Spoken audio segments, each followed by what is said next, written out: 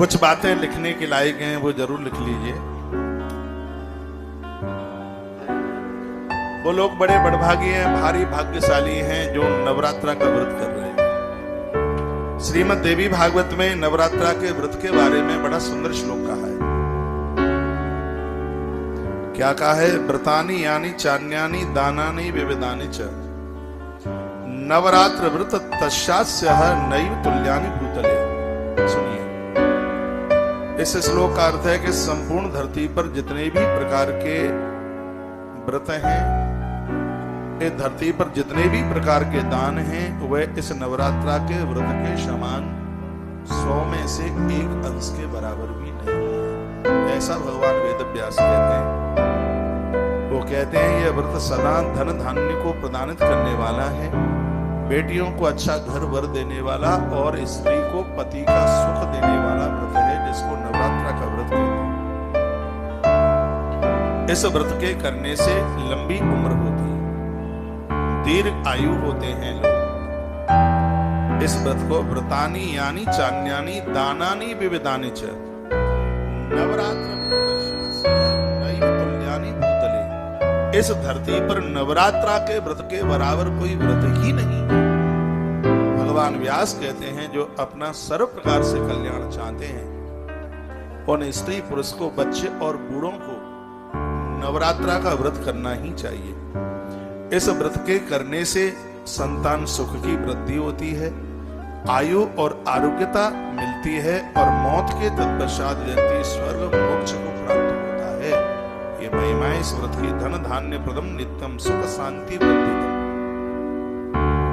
आज मैंने कथा का आरंभ ही यहीं से किया था कि यह है नवरात्रा लोगों को सुख समृद्धि देने वाली है। उसका श्लोक है ये, धन धान्य प्रदम नित्यम सुख शांति वृद्धिदम आयु आरोग्यदम चैव स्वर्गदम मोक्षदम तथा। जिंदे जी व्यक्ति सुख शांति समृद्धि के साथ जीवन जीता है, लंबी उम्र में जीवन जीता है, मृत्यु के बाद वह मोक्ष को प्राप्त होता है। इतनी बड़ी महिमा नवरात्रा व्रत की। यदि मैं अपने जीवन काल को याद करूं तो मुझे ऐसा लगता है, आज मैं विचार करके सुबह मैं इस बात के लिए मैं सोच रहा था कि मुझे 29 वर्ष हो गई। 29 वर्ष में एक भी बार चावरों नवरात्रा में मेरा व्रत कभी खंडित नहीं हुआ। 29 वर्ष बहुत हो गए। आज मैं कैलकुलेट कर रहा था कि मैं ये व्रत कब से कर रहा हूं। 29 वर्ष। 29 वर्ष में चारों नवरात्रा की बात कर रहा हूं, तो व्रत खंडित नहीं हुआ और उसको बड़ी श्रद्धा पूर्वक किया है। ये जो बातें मैं आपको तो बताता ही हूं, लेकिन इनको मैं स्वयं में फॉलो करता हूं। मुझे भी लंबी आयु की जरूरत है, मुझे भी स्वस्थ जीवन जीने की जरूरत है और अंत में मुझे भी भगवान के चरणों की जरूरत है। तो ये नवरात्रा का व्रत आयु आरोग्यदम चैव स्वर्गदम मोक्षदम तथा, ये सब कुछ देने वाला व्रत है। यदि मुझे विद्यार्थी सुन रहे हो तो उनके लिए देवी भागवत में बड़ी अच्छी बात कही गई है। जो धनपति पूंजीपति दुकानदार व्यापारी लोग वह मुझे सुन पा रहे हो तो उनके लिए देखो कितना अच्छा श्लोक है। विद्यार्थी वा धनार्थी वा पुत्रार्थी वा भविन नरः तेनेदम विद कामार्थम व्रतम सौभाग्यदम शिव। मेरी कथा में कहानी किससे कम होते हैं, जीवन जीने के सूत्र इसमें बहुत हैं। इसमें लिखा है कि जिन बच्चों को विद्या प्राप्त करनी है, वर्णन है 7 वर्ष की उम्र से व्रत करना। ब्रज में तो गोपियां 3 साल की उम्र से ही उन्होंने उपवास करना शुरू कर दिया। कात्यायनी माँ की पूजा करती थी। बच्चा 7 वर्ष का हो जावे, 8 वर्ष तो उसके एकादशी के व्रत के लिए कहा गया।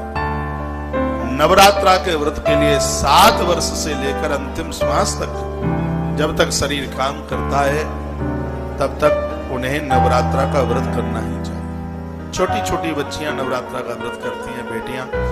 बेटियों के लिए तो 9 दुर्गा का व्रत किसी वरदान से कम नहीं। उनके अच्छे घर वर के लिए, सुंदर स्वास्थ्य के लिए, एक दिव्य ऊर्जा के लिए एक बहुत बड़ी शक्ति है। मृत्यु लोक का वरदान है नवरात्रा का व्रत। 9 दिन अन्न पेट में नहीं जाता, संपूर्ण रोगों से लड़ने की क्षमता अंदर से पावर बढ़ जाता है। तो संदर्भ में संतों ने ऐसी दिव्य परंपरा बनाई है। विद्यार्थी विद्या के लिए इस व्रत को करते हैं तो विद्या समस्तास्तव देहि भेदा, उनके पास संपूर्ण विद्या चल जाती है। विद्या प्राप्ति के लिए यदि इस व्रत को किया जावे तो विद्या समस्तास्तव भेदा, संपूर्ण विद्याएं उसके पास चल करके आ जाएंगी। धन के लिए जिनका व्यापार फेल हो रहा है, वह व्यापार के लिए अखंड ज्योत जलाकर नवहान मंत्र का जप करें और नवरात्रा में मैया के 9 दिन का यह व्रत करें, उनका व्यापार ठीक से चल जाएगा। जिनका धन मारा जा रहा है, वापस नहीं आ रहा, माता रानी की कृपा से उसकी वापसी होती है। जिनका पुत्र या पति रूठ करके बाहर चला गया, या जिस माता पिता से बच्चे बहुत दूर रहते हैं, या जिस देवी से पति दूर रहता है, या जिस पुरुष से उसकी पत्नी दूर रहती है, यह जन नवरात्रा का व्रत करते हैं तो उनका परिवार बस जाता है। ऐसा इस ग्रंथ में लिखा हुआ है। पहले श्लोक बोल रहा हूं, उसके बाद में इसका व्याख्यान कर रहा हूं, क्योंकि बिना प्रमाण दिए मुझसे कोई बात आती नहीं है। तो इसमें यह स्पष्ट तरीके से वर्णन किया गया है कि जिनका पुत्र कहीं दूर चला गया है, पति दूर चला गया है, तो इस सौभाग्य के लिए उस घर में नवरात्रा का अनुष्ठान होना ही चाहिए। विद्यार्थी व धनार्थी व पुत्रार्थी व भवेन्नर, जिनको पुत्र नहीं है, जो संतान की चाहत रखते हैं, उन्हें नवरात्रा का व्रत करना चाहिए।